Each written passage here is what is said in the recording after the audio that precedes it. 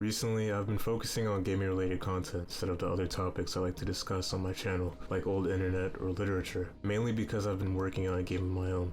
It's cool to see my vision and ideas come to life in a project that I can truly be proud of and share with the world, but while realizing that vision, it has also enabled me to critically think about what makes a game.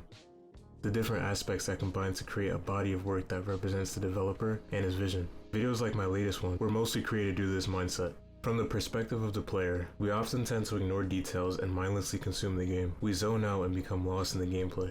This may seem like a bad thing, but it is simply a side effect of any medium we consume today. Books and movies both demonstrate this effect, and it is that effect that the creator wants. That immersion that leaves us entranced, wanting more. From the perspective of the creator, we pour in time to details and aspects of the game that the player may not even think about, let alone acknowledge. For example, checkpoints. The player sees this part of a game so much that they just use it and continue on playing, but the developer has to consider the location of the checkpoint, how it functions, and the distribution of checkpoints. A great game will make you forget about these aspects because of how flawlessly they are blended into the final product. No other developer I feel does this better than Valve. One of my earlier videos was about them, and it was pretty rough. I didn't say what I truly wanted to say, which is this. Valve combines story and gameplay so well that it's hard to notice you're consuming their story, and that's what makes them so special. That's all the video needed to say. Every playthrough of their main lineup has been a smooth, enjoyable experience. By using details like Ratman dens and dialogue, Valve plants these characters and their backstories into the minds of players in a way that doesn't disrupt gameplay to do so. Everybody knows the cake is a lie because of how Valve introduced it and the dramatic shift it caused not only in the story, but the gameplay and characters as well. Speaking of the cake is a lie, let's talk about Portal.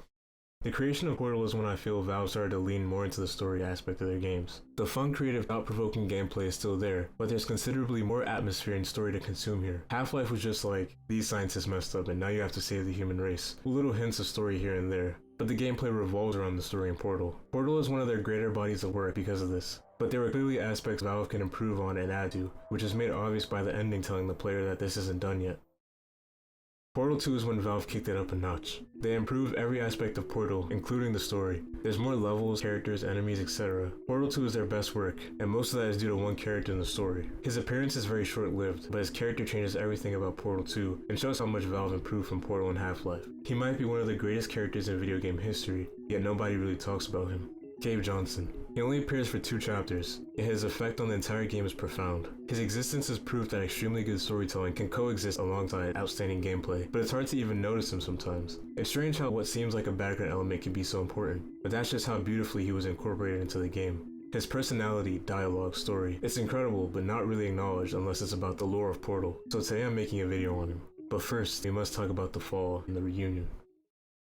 I replayed Portal 2 just for this video, and I have to say that I did not remember these 2 chapters being so short. When I first played this game, I remember these 2 chapters being extremely long with at least 30 levels, but before I knew it, I was onto the itch. They don't contain much gameplay, rather focusing on plot and story with Cave Johnson and his relationship with GLaDOS at the helm of it all. For most of these chapters, you spend your time going around the ruins of Old Aperture, learning about your surroundings, all while Cave narrates in the place of GLaDOS. He starts off excited and proud of his company Aperture, slowly devolving into an incoherent mess as he fights for his life. He becomes more hostile and aggressive, becoming untrusting of the world around him, and eventually, he loses the battle to Cancer, and that's where we learn Cave transferred operations to GLaDOS, and sometime after that is when Portal started. That's the gist of Old Aperture and how things became the way they are in Portal 2, but there's more to Cave than meets the eye.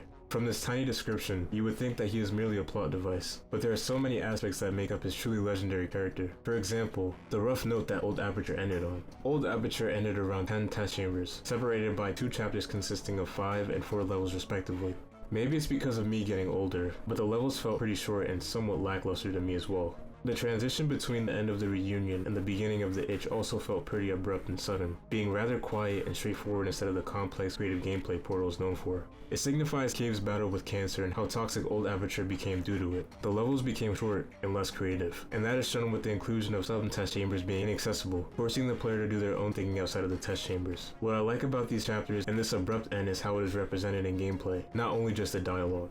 The levels evolve alongside his illness and mentality, and you can see how much this era affected Aperture even after these chapters and into future chapters. His later chaotic design as he was suffering from cancer can also be somewhat seen in GLaDOS' first designs, such as the irregard for test subjects and unforgiving design. Wheatley is the first time where this fundamental design baked into Aperture changes, even if that change is bad. Another aspect I like about Cave Johnson is his personality. Even while suffering, he remained confident and maintained that edge that made him successful in the first place. He stayed contrarian and edgy. It wasn't just something that the illness awoke in him. It only became notable when his mind began to warp due to the cancer encrusted moon rocks. He was a man born with tons of money to spare and an interest in science. The only difference between us and him is that he had the money means to fulfill his ambitions. I think to understand his personality, we have to pay close attention to his dialogue, more specifically, his absurd ideas.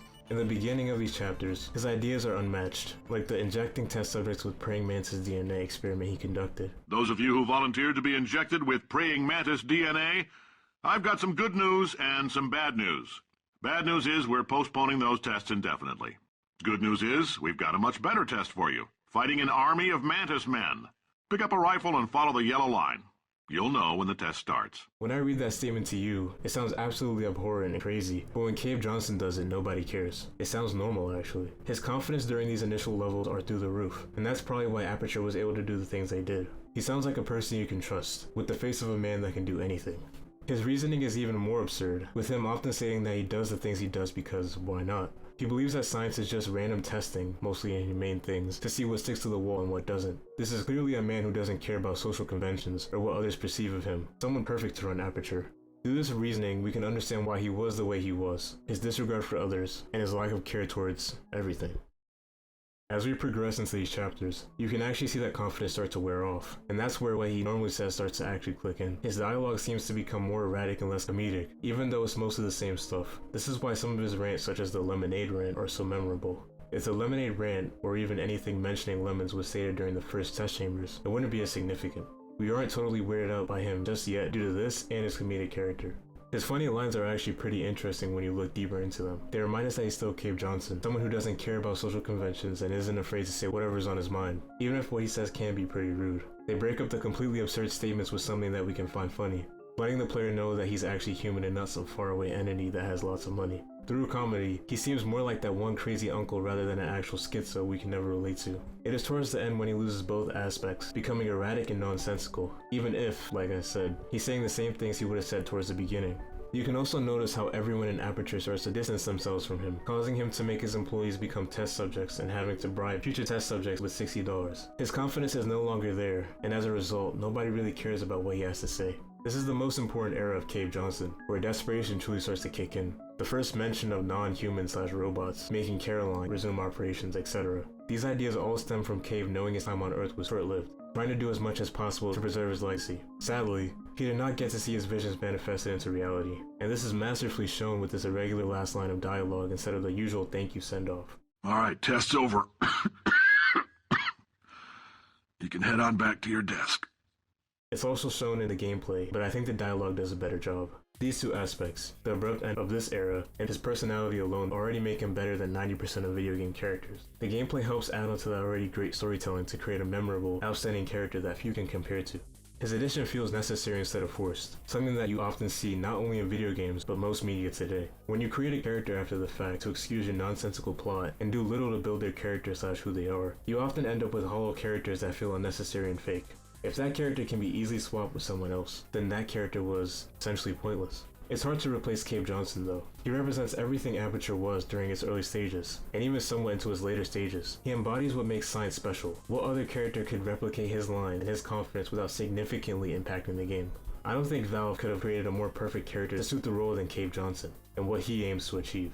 He explains the backstory of Aperture in a smooth, coherent way, while also introducing many gameplay elements, such as Proposing Joe. One great way Valve used Cave Johnson to explain the backstory of Portal without feeling overwhelming was through portraits. I don't know if anybody else noticed them, but they were a great touch to add it to the immersion of these chapters. There are 4 of them, and they demonstrate Cave's diminishing mental health through his facial expressions and colors. The first portrait is him at his peak, his youngest. The portrait is black and white, very representative of the time period of which it was taken. He's the most ecstatic here, with an actual smile and a bright future ahead of him. The second painting is very vibrant and saturated with color. He isn't exactly smiling, but you can clearly see his enthusiasm and confidence still there. The third portrait is with Caroline. Here you can start to see him grow older, but it's mostly the same as the second painting. The only notable difference here is his grown out mustache. The fourth portrait is where we see the most change, with him losing that facial hair and opting to go for a clean shave. His expression is very telling. It looks like he's angry at the world, but those eyes, they look disturbed. They look like they've seen things they weren't supposed to see. The colors in this portrait are also more gray and dull, capturing the essence of his final years on Earth. It's a detail that not many people picked up on despite Valve shoving it in our faces, that just adds onto that already great immersive experience. Before this video ends, I wanted to discuss some similarities between Cave Johnson and another character, also made by Valve. Saxon Hale is a very interesting character. He belongs to the Team Fortress 2 universe, and like Cave, he was also the CEO of his company, Manco. His character is like an alternate version of Cave if he never became ill. His confidence is boosted to the max, as well as his humor. He doesn't have much dialogue, but when he speaks, it's eerily similar to something Cave might say. He essentially is the successful, proper version of Cave we never got to see. He's the 4th richest man on Earth, gets in fights, wrestles with employees. These are all things Cave had at some point but could never hold on to. Despite these glaring similarities, Saxon manages to feel like his own character. It's hard to confuse these two, and I think that's due to the absence of a story revolving around him. He rarely shows up in the actual Team Fortress game, instead appearing in the comics Valve produced. Appearing here and there and vanishing randomly without a reason. He has no interest in science, just pure greed and entertainment, but like Cave, he manages to stay human by being completely absurd and humorous. Saxon is an addition to the Team Fortress universe that was probably created to provide comedic value, and that's completely fine. If Saxon had more screen time, he wouldn't be the same. We like his character because of how rare he is, and how funny his random appearances are. Dragging out his appearance for the same length as Cave would probably make most viewers bored of his character quickly. Cave Johnson covers plot, Saxon Hale covers humor. Overall, these reasons combined with the great gameplay of Portal 2 make for, in my opinion, the greatest video game character ever. His addition is easy to miss, but extremely glaring when you stop to notice him. That's what Valve is best at, bringing you into their world and becoming entranced with the character, story, music, in and outside of the game. He doesn't do too much, but he also doesn't completely fade onto the background like many other video game characters. That balance, it's what makes Cave Johnson the character that he is, the masterpiece that he is. I would like to see more content revolving around Cave in the near future, but knowing Valve and how they operate, it's unlikely. It could happen, but they don't like to release anything for years unless it involves new technology. But yeah, thank you for watching the video. I appreciate all of you. I plan to upload a lot more videos in these upcoming months, so stay tuned. Hopefully I can bounce back. I'll probably cut that. But thank you all, seriously. I appreciate you taking the time out of your day to watch this video. But other than that, thank you. I said that like 3 times. And I'll see you in the next video.